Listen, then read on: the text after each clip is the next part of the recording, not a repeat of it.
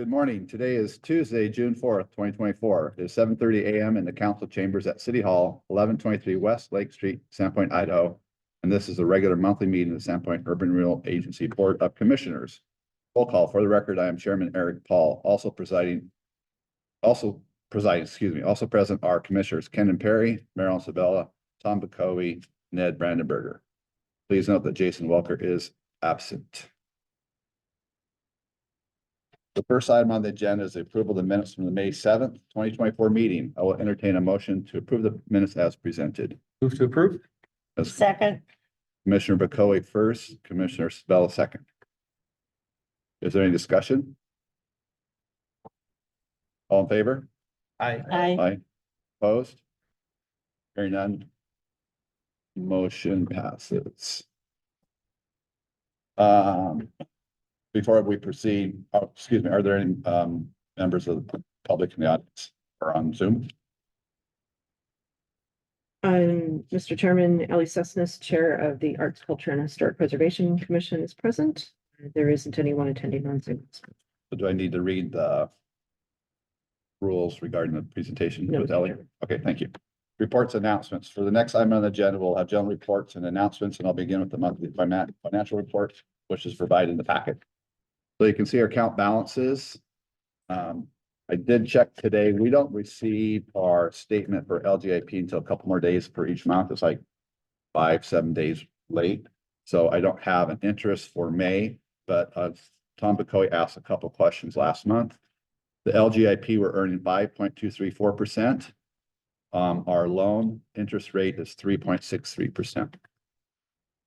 What was the loan again? 3.63.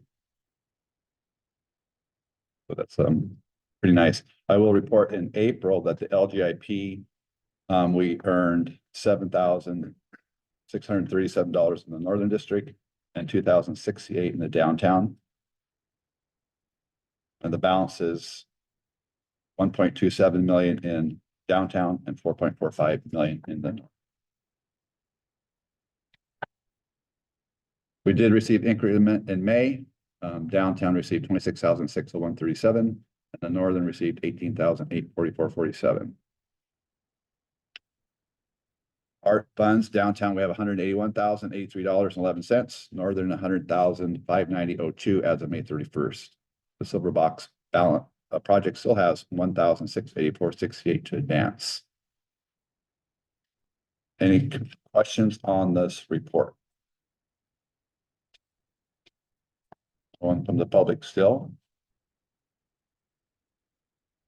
Are there any general announcements from the board? Okay. Next up, we'll have some reports from the city staff this morning. I'll yield the floor to Heather Upton and then to Eric. Good morning, Heather, and good morning, Eric. So excited to be here. I'm sorry I had missed you all a couple meetings ago, but the first update I'd like to do is on the historic walking tour brochure. And I'm just going to show you some visuals of the status of where we are on it.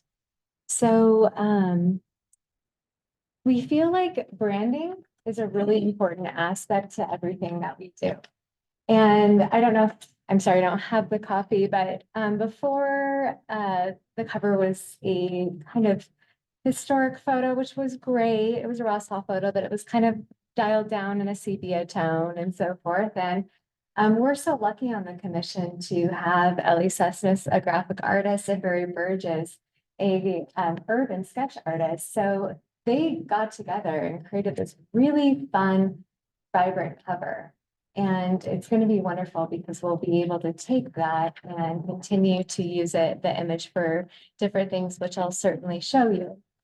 You can also notice that all of those buildings on there, it's bespoke art. They're all of our really important signature buildings that are on the tour as well.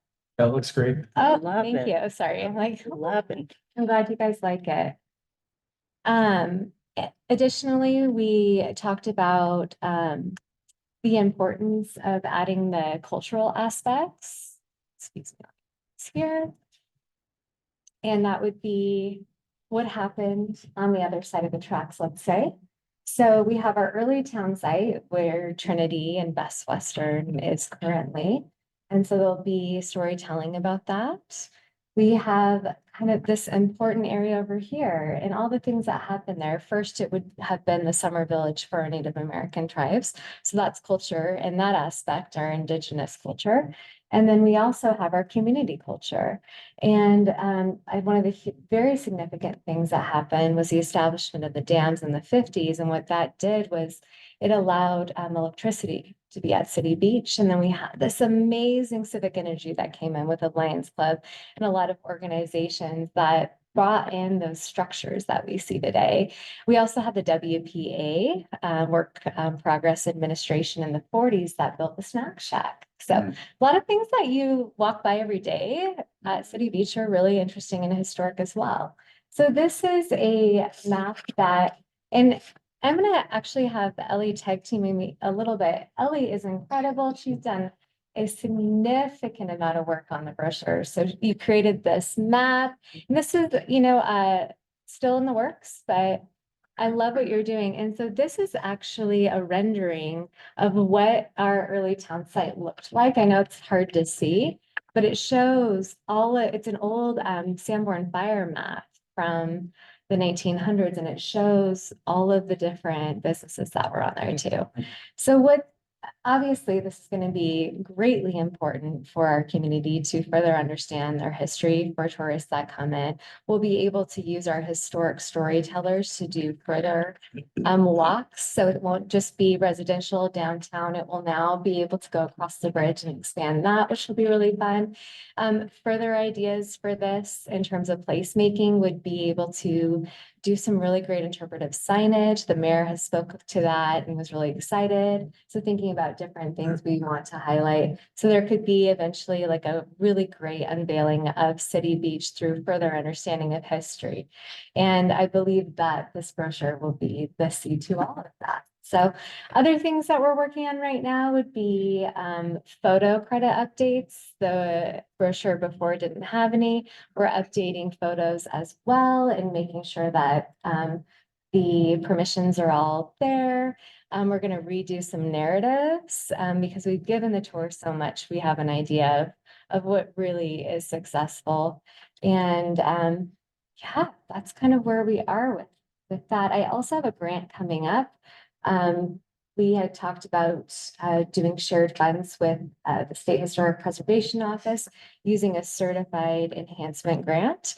That grant is now open. It just opened, and that's for $2,500. I will be applying for that, and the deadline on that is July 1st. So things are moving along well. Do you have any questions about the walking tour? Just on that insert, that insert's that rectangle?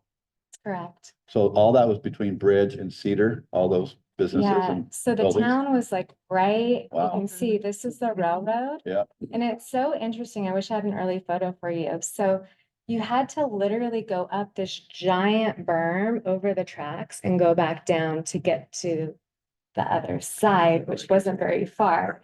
And that with many other things is part of why they moved to where we are today on the west side. But it wasn't easy to traverse, and essentially it's built up along the side of the railroad. A lot of the people that were here came because of the railroad to build it, to be the telegrapher for the railroad. So it's really interesting history. When will this be out? Great question. So it keeps growing. In a good way, That's right? good, yeah. We want it to be a really beautiful, refined copy because once we print it, we want it to be solid for about 5 years.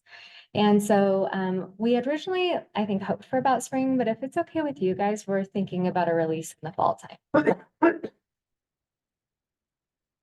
So, and then the other thing that kind of happened, I've had quite a few people coming in and asking me, and a lot of realtors too, which we'll get in later with historic preservation education, but there seems to be a really great vibrancy and understanding about preservation in our community from people that are moving in They're buying homes in South Sandpoint. They want to rehabilitate them according to how they originally were.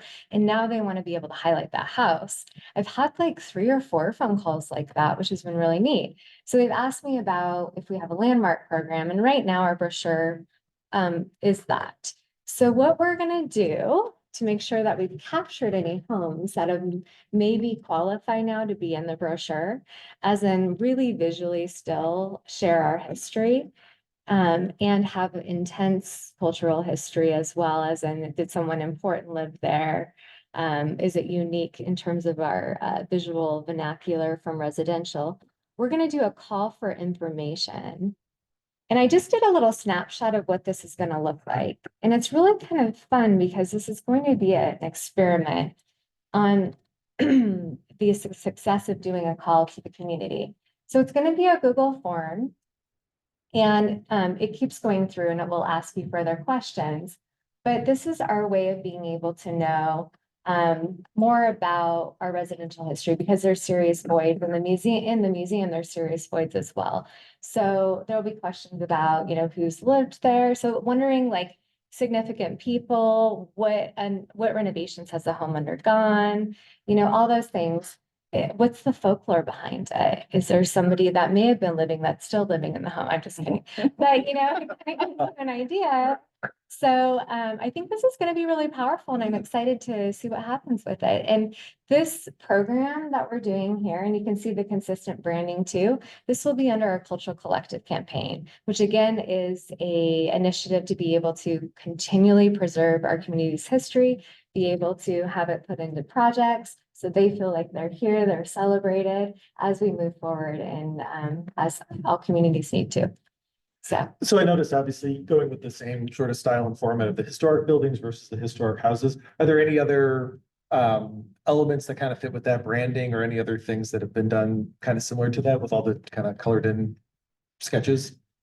The world is our oyster as far as that Right. goes. Once we came upon that nice colorful aspect to the walking tour brochure, we figured we could use it throughout all of our arts, culture, and historic preservation branding. So I'm excited for it. I think it'll be capture the public's attention and make it something that people want to pick up.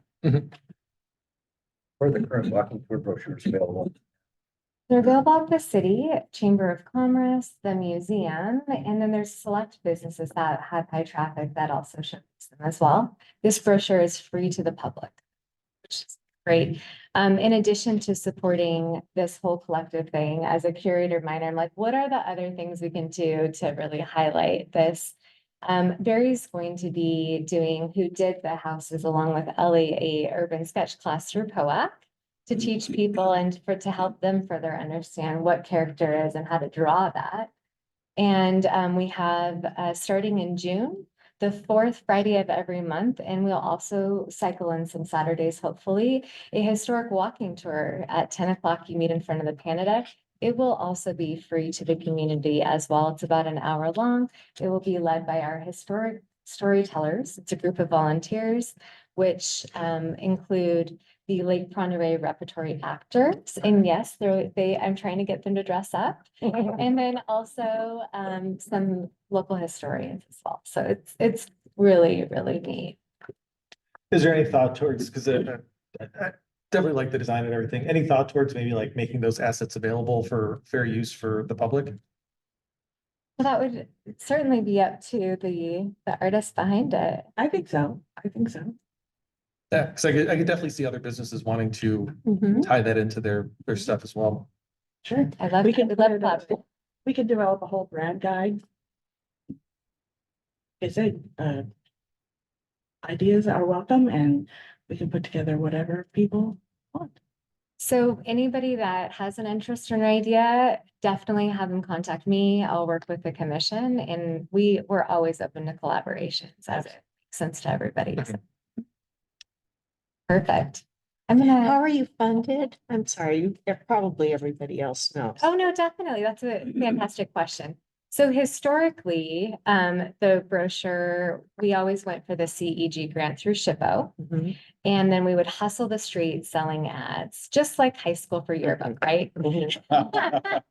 Thank goodness I did that. So it's like, but so thankful to all of you. So we presented this back in, I'm trying to figure out the date.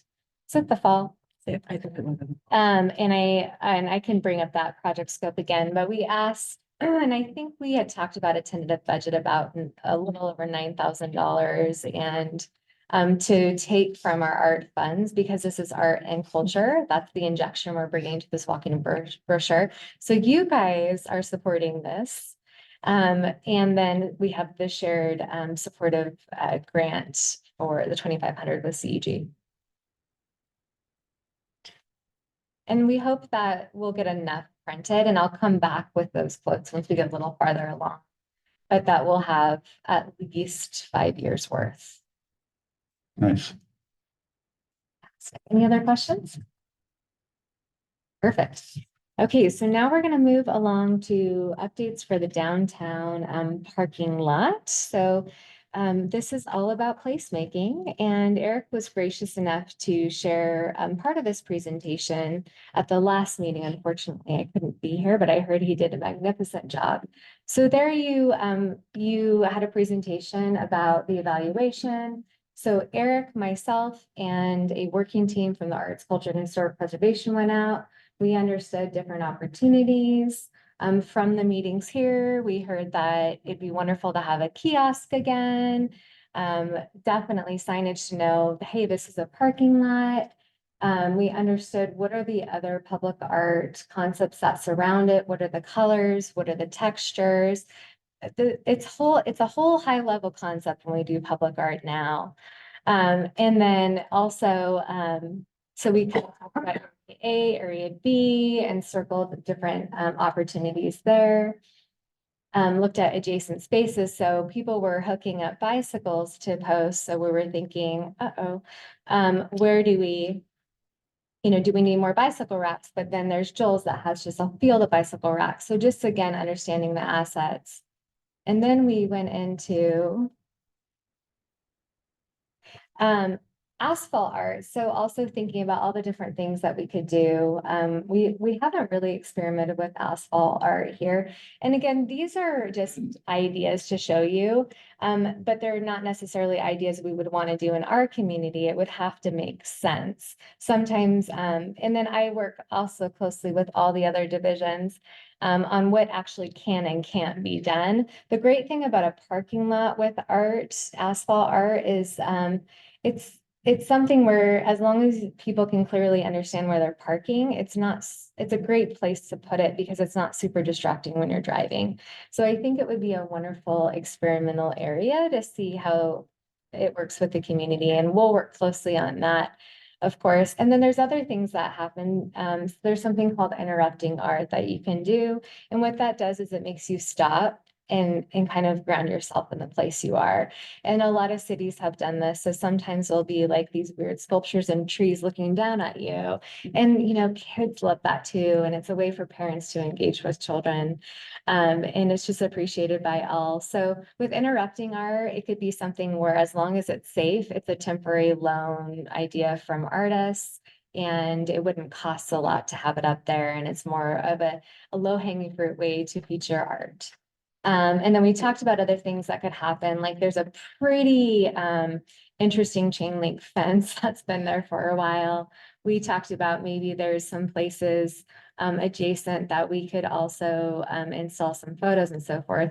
But the commission and myself, we got into a really powerful brainstorming session, and we thought about placemaking, which is essentially in an artful way, how do you tell a story? And we think about what was there before, Marilyn. I'm sure you can tell me. All 6 years. All 6 years. Okay.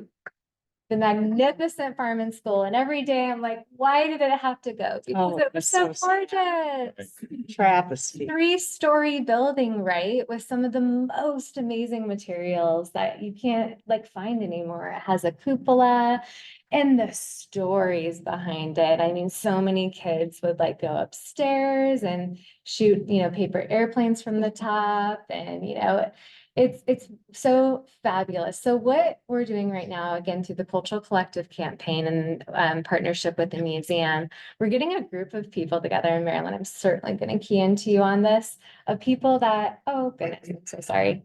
Little emergency reboot. I was like, just 5 more minutes, and it wouldn't allow me to do that. We're going to have this amazing oral history session, and the topic will be the farm and school. And there we're going to be making sure that we're gathering the most fascinating stories to be able to share in a really unique, artful way. And I'm going to go ahead and keep talking for time purposes, but essentially, like, I've heard that there was this pretty strict teacher, and you can tell me, Marilyn, that this young man was left-handed, and she would take a ruler and make sure he remembered to use his right hand. So obviously, we're not going to tell that story on an interpretive panel, but is there a way that we can have a bench and an artist has like a metal ruler on the top, And so there's really creative ways where we certainly can be able to do that. Actually, I'm sorry, I'm going to just pull it up through my Canva really quickly. And additionally, excuse me, just going to take a second. Sorry about that. I didn't think it When would was the read it up. school built? No? I should know and I don't, but it was the high school for a while. Oh. And when I bought my house, the original part was built before the turn of the last century, kind of as a little cabin. And I found pictures in the attic. Oh. And one is, it's of the front steps of what I knew of as Thank you, Harvard Erin. School. But it was Yeah, it's right Sandpoint there. High Just share School, my screen. and it had all the And you- football team. Yeah. Actually, Oh, wow. And I'm gonna two get of the into guys were that. holding Okay. bulldogs. Can you just? stay with me for a And minute? one of the bulldogs had moved, so it's really a cool old picture. Wow. Okay, Eric's saving the day. Oops. In my attic, there was one that was framed, Here. but I took it down and had Oh, I had your Ward redo it, and I got Yeah. copies. Oh. My boys have them in their homes. Yeah. Yeah, And if you want one. it was built in 1906. So they would probably want one copy for the archive. We could do that. Absolutely. Okay, thank you all so much for your patience. Because I really want to see, I want to take you through one of the visuals. Yeah. Well, in the. It was the So early much. 70s, yeah, it was the 70s. Yeah, I think it was 76, and the building was deemed not safe anymore. Apparently, when they played basketball upstairs, the whole building was shaky. Do you remember that? Well, actually, when I went to school there, you weren't allowed in that old gym. And we never knew why, but that it was a solid building, and they had a hard time taking it down. I can remember the wrecking balls and gee, it's not doing anything. Should have been a sign to leave.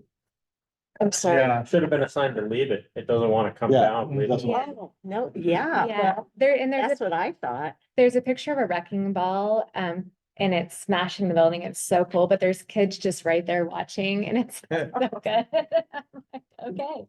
So there's so many stories, right? And there's so many photos. So please ignore the details of this image. But what if we were able to create panels that were more of like a background collage with the photos cut out and put there, and maybe not like a full narrative, but like little quotes from people or so it's a whole way of understanding history instead of just sitting there and reading it on a board. I want to do something that people really haven't seen before. And then what we can do, again, it could be different, obviously different colors, different, materials, but we could take some of the graphics that are in the background and move them into the parking lot. And then maybe there's in certain places, and it's up to Eric in terms of safety, but like, could there be like a painted hopscotch and like different sure. games that people and children can interact with that tells the story of the school? So I'm really excited about this. And this, again, Eric and I are going to be working on exact placement along with the commission. And when we have that figured out, we'll come back to you. But maybe this covers up the chain link fence, or maybe this is on the middle of the berm, but it would be in a place where you could see it, enjoy it. And it could also maybe cover up some things that aren't so pretty that need to stay. This was just I made this actually, a visual, but it shows how you could, in a creative way, have that, there. And again, this is placemaking. So it's being able to look at that, and it's artful, but it's also sharing our history, and it's things that people will never forget. And there's some really beautiful ties, how it can look cohesive. It could work with all the art that's surrounding it. So my question for you all today, and again, this was just a really high level, is first of all, do you like this idea? Okay, awesome. So this will be the theme. And again, I'll be going in and getting, stories and so forth.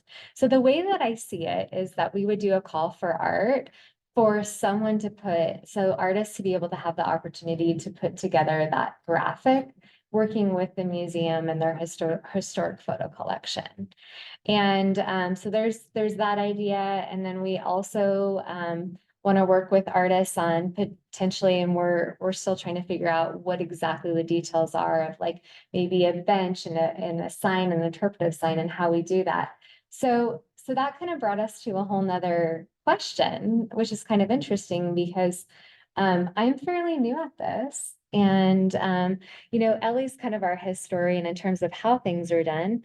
Jason's new at how projects worked. And so it kind of creates some really great new conversation. And one of those that I asked Jason, and he said, well, why don't we bring it to Sura? So you have to remember that generously, we have art funds from downtown that are $181,000 and 83. But that took 7 years, right? And things are expensive, especially in inflationary time. So are the expectations for like this project, for instance, would it be that the money for the actual materials cost comes out of the art fund? Or would it be more like the cost for supporting the artist for the RFP? And more of those aspects from a budgetary standpoint. Or so for instance, are you looking for the costs of getting the design behind what the artist puts together for this bench? But then also, do you want the fund from this art fund coming from the cost of the bronze material? Does that make sense? I think Because traditionally yeah. we've done both the Mhm. essentially the patronage or whatever amounts of the artist, Yeah. as well as the materials. Yes. Okay. All came out of Yeah. those Sura art budget. Is that what you would still be looking to do? Because understanding that it took 7 years to achieve this, you could easily, if you're talking about a bench and a kiosk and a sign, like all that money could be gone. And then all the other things that the commission had been planning to do, they wouldn't be able to necessarily be able to do that. So as we were talking about budget, what the commission would like to do is use maybe a certain amount from the 181,000, understanding the other project they'd like to do. And of course, we are going to come back and present the ideas, but I think we needed to clarify that because that really helps us understand what they would like to do and could do. So question for you, Eric. So we sunset in 2029, correct? Correct. They've not used all their money. Does that money go away? Does it stick around for perpetuity or what is the? Well, it's restricted for art. I think that's a good question. My first thought was we would distribute the money back to the taxing entities that we collected it from.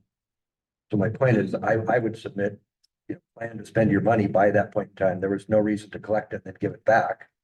Oh, we're not gonna have a problem spending Good. it. It sounded like the question was, does the downtown urban renewal district have more than the 180,000 to pay for this is the way I heard the Oh, I question. just didn't know in terms of these art pieces, if everything, like a bench like this, if it was all bronze, let's say, or even wood, could be upwards of $10,000, you know, so things go really fast. A kiosk in itself is another $15,000. And so it's just things to think about. And when the commission, so they essentially, in terms of downtown projects, were put on hold from the leadership because they were doing the downtown waterfront competition. And through that, they would further understand Right. what different art concepts could come alive, right? So that's why this money hasn't been spent. They were asked to not spend it. And they were also put on hold for years until the commission could come together. So they've been excited and anxious, and we have a whole idea board of different projects they want to do, like arches, wayfinding arches, and thermoplast, circles, and different statues, and there's reinforced concrete on Cedar that's waiting for things. And that's fine but they just kind of want to balance out some of the other projects they've waited for years to be able to do. And so they just needed clarification on what you guys had in mind when you're talking about art for the parking lot. Does the material cost come out of Eric's budget? Or does that all come out of the art funds when you're talking about an artful bench and an artful panel? And does the asphalt paint come out of Eric's budget, or does that come out of the art budget for the paint? I could just give you a couple of thoughts if you don't mind. Yes, please. This is Jeremy for the record, Mayor. One, the only other project we're gonna get accomplished in the next few years is gonna be Bridge to Superior. So keep in mind that that's a spot that probably might be appropriate for some artwork. And then based on my understanding of the cost just to grade, address stormwater and asphalt, pretty much all of Eric's budget, or what you're calling Eric's budget, the budgeted funds are gonna be utilized. Then when we Okay. talk about putting in automated parking infrastructure, Mhm. I frankly don't see a whole lot of money after we get the construction estimates put together for anything but Okay, critical, essential, infrastructure. So, perfect. maybe I'll be pleasantly surprised once we see, That's fine. the preliminary. It's whatever makes sense to you all. we needed that clarification. But as we were I would looking say, forward. yeah, keep some dry powder for that last project. Okay, Just my opinion. Obviously, the board has their own. And if I may, I'll jump in for a second as well. I've got a proposal from our engineer that's gonna be working on the technical design of this project. Right now, it's just shy of $23,000, which is very appropriate for the scope of work. It might go up a little bit because I'm revising his proposal, tweaking a couple things here and there. But I expect we'll be under contract maybe within the next week, 10 days, something like that. And then I can set him loose to figure out design. But as a part of the design, and part of why I selected this engineer is he's really good at coming up with creative solutions to stretch your dollar or look at something a little bit differently that could save you some money here so you could use it there, that sort of thing. But one option we're considering, and I think I mentioned this to you all a couple of meetings ago, in the parking lot itself, maybe 30 to 40% of the asphalt is actually in pretty good condition. If it is, and we're gonna verify, Chad, our street supervisor, has a tool where we can, it's called core drill. We can drill into the asphalt and it'll give us an idea of our asphalt depth and our sub-base material depth. If we find out, because we have no idea what the existing conditions are underneath the parking lot. If we find out that we actually have a suitable sub-base, We may be able to make some decisions like we don't need to tear out all the asphalt. And we could, leave that 30 to 40% that's okay and shift some of our money into something else on the project. These are just options I'm considering, and it's something that probably next month or the following, I'd have more information and we could discuss, and see if you all had a preference as to which way we want to go. Certainly there's strengths and weaknesses to, leaving some asphalt or taking it all out, whatever. As far as aesthetics go, obviously you would have a little bit of a difference between new asphalt and old asphalt. But we could do something like a fog seal over the top of it a couple months later, and that would more or less make the color of the asphalt the same, so you wouldn't really notice it. So that's just an option, I'm kicking around. I'm trying to make sure that we can actually make this parking lot a nice destination, when our visitors come into town and our residents come into town. But I'm kicking around all these ideas to stretch our dollar as far as we can. So We're still, are we talking about art money now, or did you switch to the? Well, talking about I think project? what you're saying is that They're Eric, two separate. sorry, well, yeah. it's like, kind of the project on a whole. And I think as you can see is Eric is such a pleasure to work with and I work Right. really well with him. So I think that what we're wondering from you, and of course, we're gonna come back with like definitive things, but it's a seed of a conversation of understanding. Right. So are you guys comfortable as long as it fits within the budget? And it makes sense for all of the leadership at the city for maybe creative things, or are you guys really strict on if it's artistic in any way, it has to come out of the art budget funds, material and everything? Or can we be creative with, as long as it's on budget with what Eric's project budget is, some of the material costs to be shared from that? Heather, I think once we incorporate the automated parking, I think we'll be able to use all the project funds structure. Okay, So I would encourage you to look at our dedication. Perfect. And I would also say that the kiosk is something we've heard. There's a lack of opportunities for the public to really understand what's happening at City Hall in the public realm. It's a high priority. You could artify a kiosk. Maybe it's a notebook from the old school. I that would sounds say great. that would be a super high priority from my perspective, but that's just my perspective. So it sounds like in It's terms of, exciting. I'm really excited too. Thank you all for being open to having this discussion. And I asked Jason, who is my direct report, and he encouraged me to open this conversation up here at this meeting. So historically, we've kept our hands off of the artist concepts. We just that's the art commission. You bring it to us, it's in your budget, right? Mhm. And if you feel you want to spend your money for it, then that's where you've spent the funds for. Because I think on the boardwalk, going down by the Canada, there's some Mhm. artistic things in there, like the It's so the beautiful. maps and Yeah. the turtle or the beaver, whatever's down there. Those things were part of the project Mhm. but that was the art part. Perfect. That And then sounds the great. hardscape was done a different budget. Perfect. And also, we should be replenishing between 20 and 30,000 a year back into art Mhm. for the next 2 years. So Wonderful. you've got 180 plus now, but the next 2 years, you should be getting 20 to 30 per year. easy. Fantastic. This is, Yeah, that's based on our tax increment. this is my first, and I think Jason's first public art project with you guys. So we just wanted to make sure we understood things correctly as well. So thank you so Yeah. much for your time and having that conversation. And so just also, as we're going to come back to you with ideas as I work further with the commission and Eric as well, and our leadership, definitely interpretive sign, maybe a bench. You guys liked the artful panels that can kind of create that vibrancy. You're into asphalt art. Okay, so you're kind of open to that. Is there anything else that you're like, we have to have this and we want it to be artful? And I think Derek's, but I mean, I think we defer to the artists. Okay, Mhm. perfect. That Mhm. sounds great. Yep. Okay, well, I think that we have all the information we need to be able to go further and to kind of start coming up with more of a succinct plan to be able to present to you back Thank you again so much for your time. I appreciate it. Well, Thank you. well done. Thank you. Well done. Okay, so that's my portion of it. Thank you. Eric. You're 50% through your presentation already. Get the right tab up here.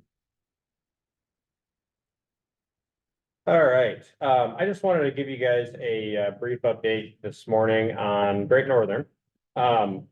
We've been talking about Great Northern quite a bit recently, and there's been a lot of activity on Great Northern. 2 weeks ago, I spent the majority of that week working with JUB, our consulting engineer, BNSF, and HDR, their consulting engineer for grant writing.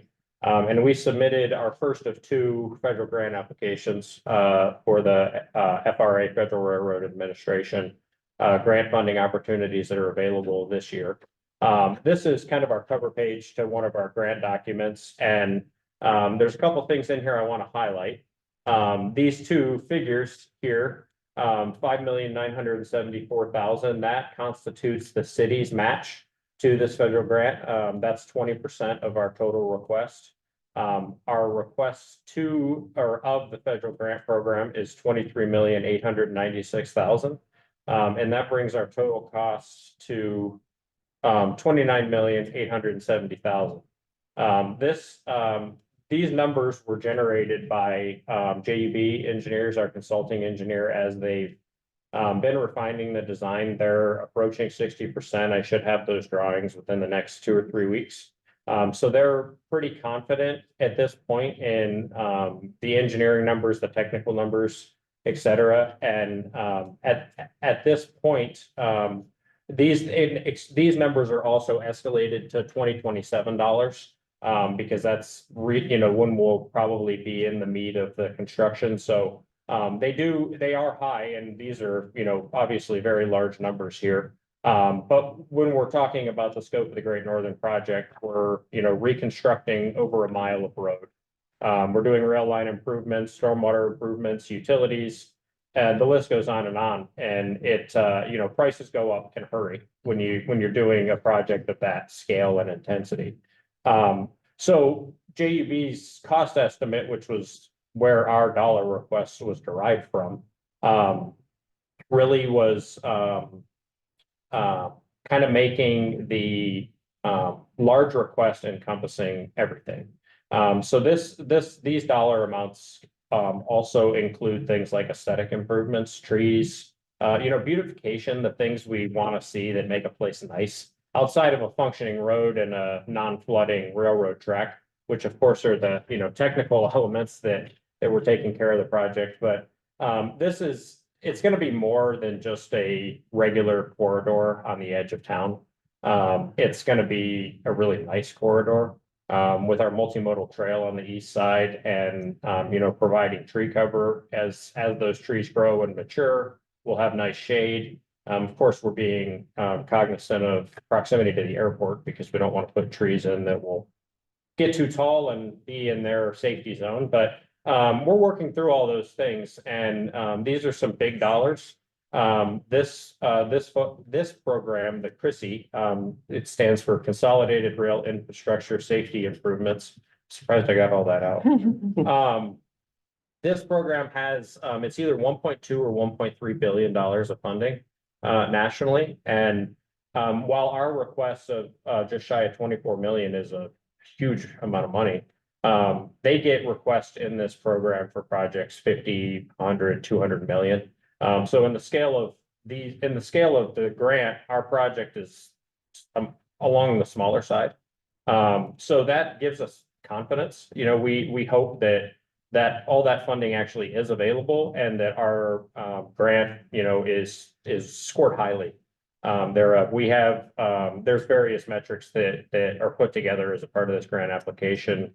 HDR has a economist team that looked at and evaluated the cost benefit of all of these sorts of things, and that I have that information. If you wanted to see it, I'd be happy to pass it along. But the grant was submitted last Tuesday on the 28th. That was the final day, and we expect to hear back about September. But there's no kind of hard date set yet. So typically you're in, a 3 to 4 month range. So we'll cross our fingers until then and hope that our application is looked upon favorably by the committee that reviews it. And we also have another one coming up, the RCE Rail Crossing Elimination Grant. That one is not posted yet for funding, but when it does come out, we'll be doing the same process and applying for that grant application as well. And that will just give us, 2 options to potentially get funding from. We won't be awarded both grants. We would get one or the other. Eric, is this an all or nothing? It is. And the scope of this project and with federal rail projects as a whole, our project requesting just shy of 24 million. If they were to be evaluating and say, we'll give you 10, that doesn't really help us very much. It doesn't allow us to complete the project. Obviously, we could get a lot further and we could go back to doing, a phase 1, phase 2 sort of approach. But certainly the hope would be it's the full gamut, and that would allow us to, construct in one phase and be a lot simpler for everyone. Yeah, I'd add that we got great letters of support from the governor, from our senators, from our congressmen. So really hopeful. This is a significant amount of money for a project and a grant. And we'll get our fingers crossed and the stars align for it. We had, as Jeremy mentioned, our state government and federal senator support was fantastic on this, and those should help tremendously when it's in the review committee. And additionally, BNSF has told me in a few different contexts that this Great Northern Project fixing, as far as BNSF side, is their most important project in Idaho. So they have, I'm not quite sure how it works. I think BNSF has, lobbyist representatives in Washington, and they are doing what they do. And I think they're, spreading the word about this project in Idaho. So that's pretty exciting. It's four crossings that this project affects. So Yeah. we got a lot of. So there's some eyes, and that's a good thing. And hopefully that results in, favorable application review. Regarding your trees, are they gonna put native trees in? Yeah. Cause a lot of people come in and are putting on native species and it's like, And we can have make those decisions down the line. Obviously in North Idaho, we have, few native trees that are deciduous that are suitable, for, landscaping adjacent to a road, for example. Our native trees are birches and alders primarily, and those aren't really the species you want there. But we can find localized species. I wouldn't call them native, but localized species, much like we have in town. A lot of our street trees in town are not native, but they are localized and appropriate for the climate. So we can make those decisions as well. thank you. Do you have more in the parking lot? I do not, unless you would like to ask me questions. So when are you gonna have a budget? Because we're headed to our budget cycle. We're gonna have our budget meetings, a committee meeting in July for our budget that has to be presented in August. Okay. So you gotta stay in lockstep because we already have 200,000 allocated this year for the parking lot. As we go through our budget, we might be able to allocate more for the parking lot for next fiscal year. So we need those numbers. Yeah, I will work with Eric to accelerate this contractor. Okay. Get him cracking. And you need these numbers before the July meeting? We need them in July. Because we'll have a committee. So our first meeting is first Tuesday of July. So we need it sometime in July. And what we're gonna spend pre-October 1st. Okay. Yeah. So not necessarily before July's meeting, just in July. If I No, followed you. it's gotta be in July. But it's gotta be ahead of our August meeting, So right? the All next right, meeting in okay. June Okay. would be good for you guys. Excuse me? Next meeting in June then. There's not enough. Oh. Yeah, we meet once a month. But then we'll have a committee of 3 of us that Are will we do in our June budget. right now? We are. I'm so sorry. Yep. Wow. We just this weekend. Yeah, we all have with you, because it feels like winters. What happened to me? Yeah. The weather when you- Yeah, Apologies. That was. so yes, really important, even for art to a certain degree. Yeah. I mean, yeah. you get 2.5% every year, so we don't really need an art budget, Okay, okay? perfect. We Thank you. need to dial in the parking lot. Brilliant. And the other element beyond the automated parking that will take us a little bit of time, but electric charging, I want to make sure that we at least give a hard look at that, whether they could dedicate some electric charging. And one of the comments we talked last month about the electric charging, you were talking about level 3 versus level 2. I think for this kind of a parking lot where you expect people to stay for, it's not a quick 20-minute charge. I wouldn't put the expense of a level 3 charger in there. I'm speaking as somebody that uses those. Sure. This is where you want the not slowest, but the level 2 chargers, just like we have Jeff Jones, that really, I think, works best for a parking lot. You probably want a fast charger, probably somewhere out by, going out to Ponderay or something, or a Sable maybe, like that's where those would make more sense, I think. Right. Well, and it's been a couple of years since I've looked into those, but when I had in the past, my recollection was that if a level 2 cost $5,000, I'm just making up numbers. A level 3, something like 20. They're significantly more expensive. Way more expensive. Yeah. I just heard some budget estimates when Taylor and Sons put theirs in, and it was well over 6 figures. So, Wow. yeah. Interestingly enough, I just got an email from someone pretty high up at Tesla looking to upgrade take over our charging it down, so. Huh. Literally a few minutes. That would almost be even better. So, yeah. So we'll see where that goes. Yeah, I mean, if you're not paying for it, level 3 is better. But they're paying for it, right? It's not free, is it? It's free. Today, right now? No, but at the city parking lot, it'd be paid. You would pay for it, right? Paid to charge? Yeah. I believe so. Hope so. It would be. I don't even know. I think you should. I hope so. I mean, I love getting the free charging, but you should pay for it. It's they're typically set up like you're like paying at a parking meter in the city, right? You just go up, put your card in and That's fine. select how much time and it tells you with the rate and you go on. Yeah. So, my business has an electric car and I'm gonna buy more because I'm literally Across the street. 25 yards from the charger, but I don't understand why that one's free. I don't know the history on it. Yeah, just curious. Seems like if we put these in the city parking lot, there should be A fee for it, yeah, absolutely. I'm willing to pay my fair share. It's, Mhm. Well, and those are charge point ones too, so they're set up to do the click, it's just not turned on. And again, as I Is that said, the deal? I love it, but I Sure. think Oh, I think it's easy enough to turn it on. I don't know for sure, but willing to pay my fair share. yeah, I am too. Yeah. Well, because you also have, tragedy of the commons with that as well, so Right. I'll tell you my That's right. story about that afterwards. I'm not the one parked there all the time. All right. Does anybody else have any questions for Eric or Heather? I guess, and then the next one, we are working on the design, our selection of consultant for design for Bridge to Superior. So not sure at the moment where that sits, but I will get back to you on that. Perfect. I can provide a quick update. Oh, thank you. Last week, as I was wrapping up the grant application, next on my list was, putting together our RFQ for downtown phase 3 that Jeremy just mentioned. So that's on my list in the next couple of weeks. I'm gonna be drafting that and I hope it'll be out on the street to hire, a design professional in the next maybe 3 weeks to a month would be my hope.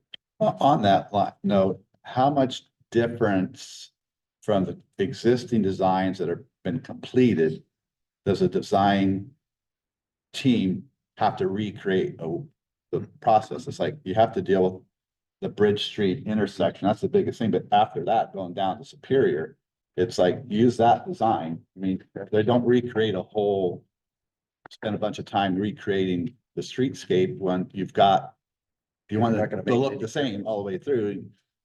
Well, we've This is- got, You know we've what I'm got the saying? downtown waterfront,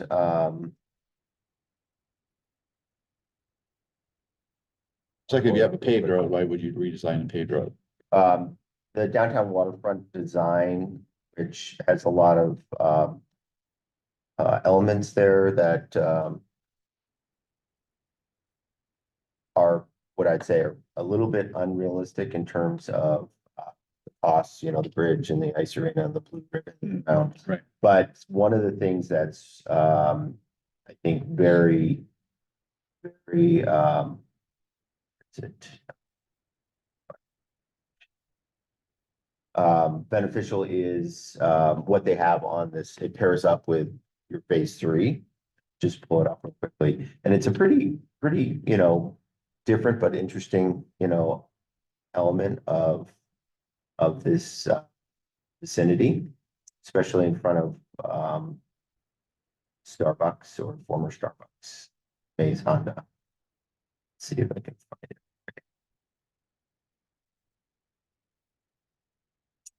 It just starts to kind of show you over here on the right. Yep. I think there's a closer zoom in that gives you a better. Get it, but if you want to play or spare minute, here we go. So this kind of starts to give us at least food for thought in terms of what the alignment might look like parking there. And the real wide boulevard there for public gathering space. A gateway, a true gateway right into the downtown. And then obviously the streets, and the sidewalk, the frontage improvements all the way down past the courthouse. So that's what, I guess that's what I'm saying is once we get past Bridge to Pine, maybe. Yep. That needs more. I But think, then the rest of it is it kind of just keep the theme, but you already yeah, have. I think so. And the real That's what I'm question, saying, they don't need to spend a bunch of time trying to. designing it? No, Yeah, well, that's what I'm talking about. it's the engineering design, I guess. Okay, And the affirmation, confirmation that Okay. this is the layout okay, that, All right. that is preferred. And then the big question is how much money, and we'll have to look at your forecast. mhm, And we're gonna apply for a grant as well. Hopefully that can support a significant portion of this work, but how far down Superior Mhm. and can we get all the way down and potentially do a roundabout? And then can we come around the corner and potentially even, you know, get into, in front of the Powder Hound and that area. got it. I mean, that in my mind, that would be absolutely amazing if we could wrap it all the way around. And if you're not aware, that portion of a right of way downtown in front of Powder Hound and Conoco is really, really significantly wide. It's Mhm. it's, if you look at it here, just zooming in, but this is like hundreds of feet. I mean, it's massive. So in theory, we could have a proper boulevard with street trees in the center, a really strong sense of arrival at Sandpoint when you come off the underpass or the highway, with a roundabout, and then, you know, continuing that up and also providing the connectivity to the walking path without cutting through the back section. Right. So Good. Nice. we'll see how far the dollars will go and how much grant funding we can get, but Perfect. it all starts with that design. Any other questions then? Any updates? Thanks, Jeremy. And That was good.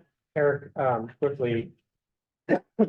As far as continuity with the design, you know, with phases 1 and 2 that have been completed previously. And moving into phase 3, there's updates I would like to make to that design from the technical side, things that, you know, or the things that I see when I'm walking up and down the street.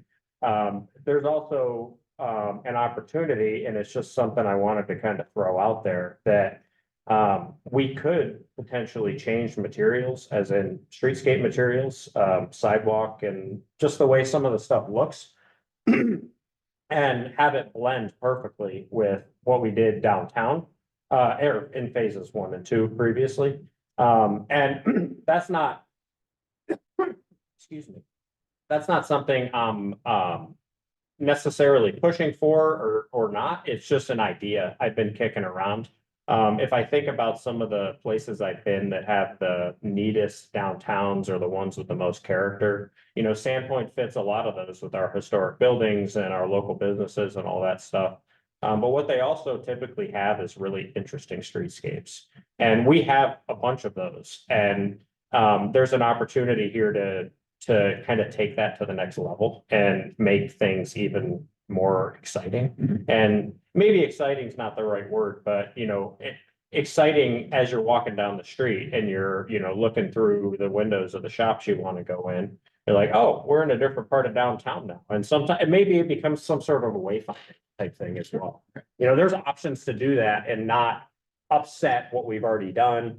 The point is we may be able to get creative and we may be able to look at some, for example, material selections with our hardscape that are cheaper, something. Okay, But I'm kicking around those ideas as I'm thinking through this. perfect. Thank you. All right, anything else for the good order? We will make a motion to adjourn at 8:29.